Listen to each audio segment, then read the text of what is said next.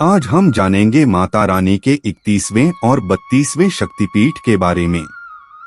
31वां शक्तिपीठ श्री पर्वत शक्तिपीठ है, जो कि लद्दाख में स्थित है।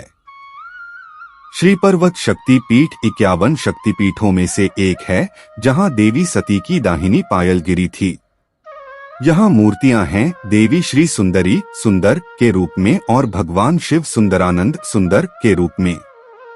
यह स्थान कश्मीर घाटी के लद्दाख में स्थित है। एक और सजा है भारत के आंध्र प्रदेश के कुरनूल जिले के अंतर्गत श्री पर्वत में। मंदिर की समग्र कला और वास्तुकला महान है। पार्श्व परिसर में विभिन्न देवी देवताओं की मूर्तियां हैं।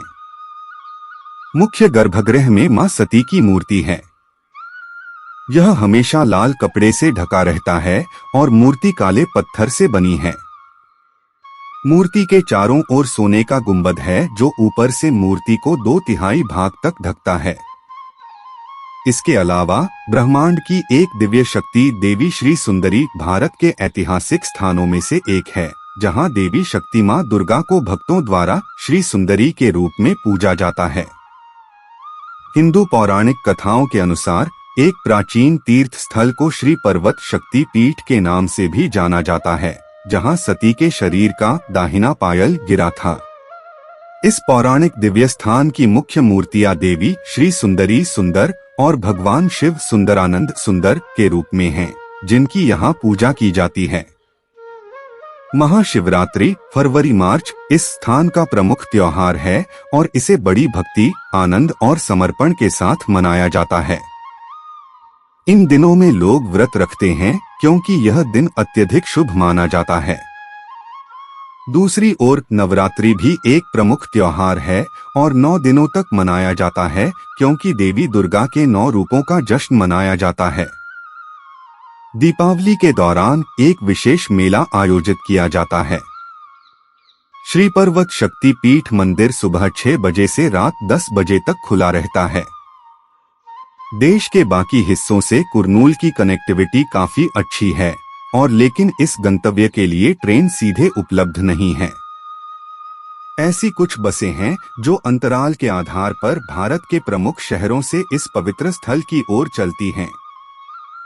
यहाँ तक पहुँचने के लिए लोग निजी वाहनों का भी इस्तेमाल करते हैं।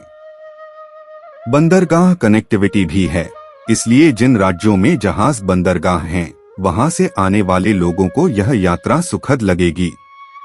कुरनूल पहुंचने के लिए रेलवे सबसे आम साधन है। चेन्नई तमिलनाडु की राजधानी में समर्पित हवाई अड्डा है और इस हवाई अड्डे में राष्ट्रीय और अंतर्राष्ट्रीय दोनों उड़ान का प्रावधान है। 32वां शक्तिपीठ सोनदेश शक्तिपीठ अमरकंटक मध्य प्रदेश में स्थित है। सोनदेश शक्तिपीठ मां सती के 51 शक्तिपीठों में से एक है और मध्य प्रदेश के अमरकंटक में स्थित है। ऐसा कहा जाता है कि मां सती का दाहिना नितंब यहाँ गिरा था, जब भगवान विष्णु ने अपनी पत्नी सती को खोने के दुहक से भगवान शिव को राहत देने के लिए मां सती के शरीर को काटने के लिए अपने सुदर्शन चक्र का उपयोग किया था। यहाँ मां सती की मूर्ति को नर्मदा कहा जाता है और भगवान शिव को भद्रसेन के रूप में पूजा जाता है।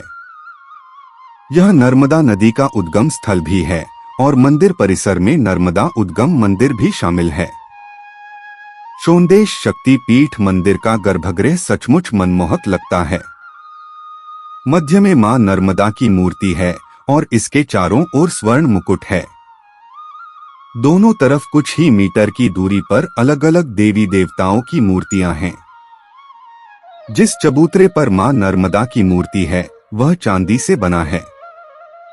जब कला और वास्तुकला की बात आती है, तो सोनदेश शक्तिपीठ काफी मनमोहक है। सफेद पत्थर से बना यह मंदिर, जिसके चारों ओर तालाब हैं, एक मनोरम दृश्य उत्पन्न करता है। स्थान के आकर्षण को बढ़ाते हुए सोन नदी और पास के कुंड का सुरमय दृश्य कुछ ऐसा है जिसे अनदेखा नहीं किया जा सकता है। इस स्थान का सबसे महत्वपूर्ण हिस्सा यह है कि यहाँ 2 मुख्य पर्वतमालाएं सतपुड़ा और विंध्य एक साथ मिलती हैं।